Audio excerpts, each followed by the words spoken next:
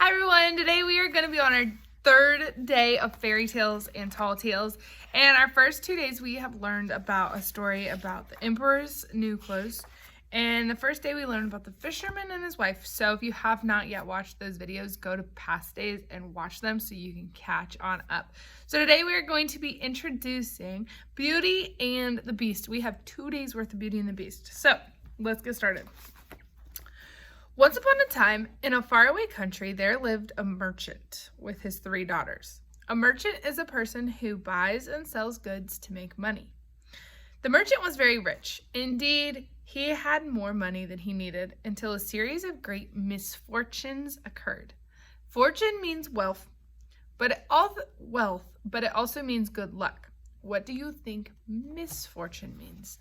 So if you have a misfortune, it means bad luck. First, the merchant lost 2 of his biggest ships full of cargo in a great storm at sea. Then he was forced to give up his lavish home in the city because he could no longer afford to pay it. Something lavish means expensive and fancy.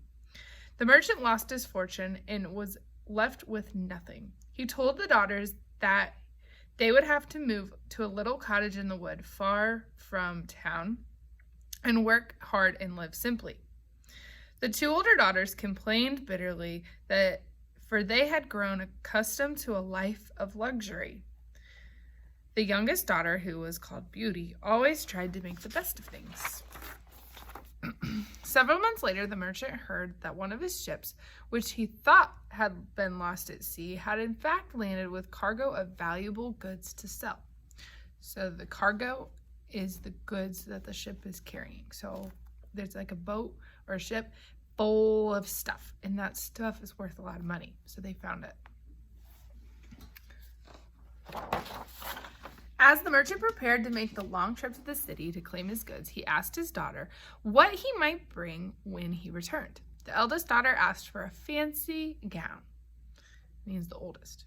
The second daughter asked for a diamond necklace, but Beauty, who had plenty of things she wished for, but none that her father's money could buy, replied politely, "Please bring me a rose, for I have not seen one since we came here. I love them so much." When the merchant finally reached the ship, he found most of his goods have been stolen. He sold what remained and made just enough money to buy a dress for the oldest daughter, a necklace for his second daughter, and then he set off for home. Okay, so he did not get her a rose. Let's see what happens. On the way home, snow began to fall. It covered the road and made it hard to see. The wind blew so hard that it almost knocked the merchant off his horse. He was worried he might have gotten lost in the blizzard. So the blizzard is the big snowstorm right now. The merchant decided that he should stop at the next house he came to and wait there until the storm passed. Eventually, he came upon a large palace with its lights blazing. He knocked, but no one answered. He found at the door, and it was unlocked. So he opened it and peered in. "Hello," he called out, but there was no answer. He stepped in the foyer, the front hallway, and brushed the snow off his coat. Curious yet hesitant, the merchant slowly made his way into the large dining hall. To his surprise, a fire was burning in the fireplace. A little table had been set with a sumptuous meal, just right for one person. So that means, right there.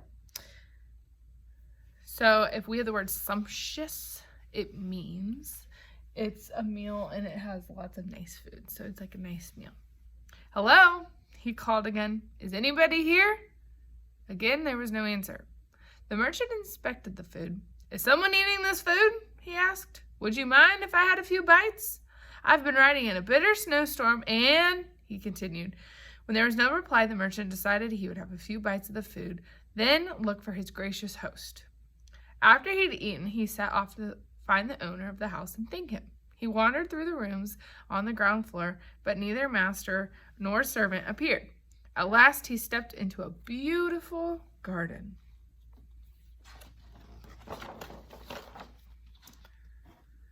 The merchant was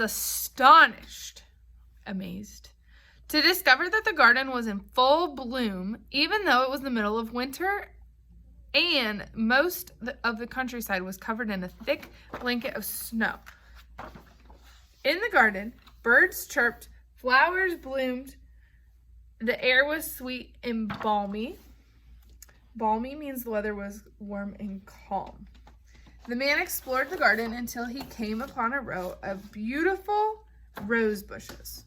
He remembered that Beauty asked him to bring her a rose. He reached out to pluck a rose, but just as the stem broke, he heard a loud roar behind him. Okay, so he's supposed to be touching this stuff. So he's been touching.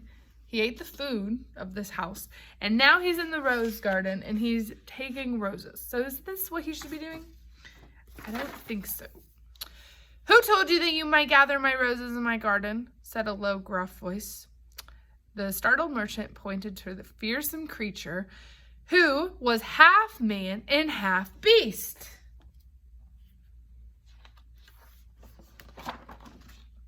What? Said the beast. Is it not enough that I have given you dinner and a place to wait out the storm? You must steal my roses? Please forgive me, said the merchant, falling to his knees. I tried to find you. Thank you for the meal. I will pay you for it if you would like. As for the rose, I only wanted it for my youngest daughter, Beauty. Her only wish was when I left that I return with a rose for her. Your gardens are so magnificent, I did not think you would miss a single rose. You are very ready with excuses and flattery, Beast said, but that will not save you from the punishment you deserve. Oh, forgive me, said the merchant. If not for my own sake, then for the sake of my daughters. If I do not return home, there will be no one to take care of them. There was a long pause. Then Beast spoke again. I will forgive you, he said, on one condition. You must send one of your daughters to live with me. Go and see if any of them is brave enough and loves you enough to save your life and live in my castle. If one of them will come, you may send her in your place. Otherwise, you must come yourself and face the punishment. When the storm was over, the merchant returned home. He gave his daughters their presents, a gown for the eldest, a diamond necklace for the second, a rose for Beauty. The older sisters were delighted, but Beauty could sense something was wrong.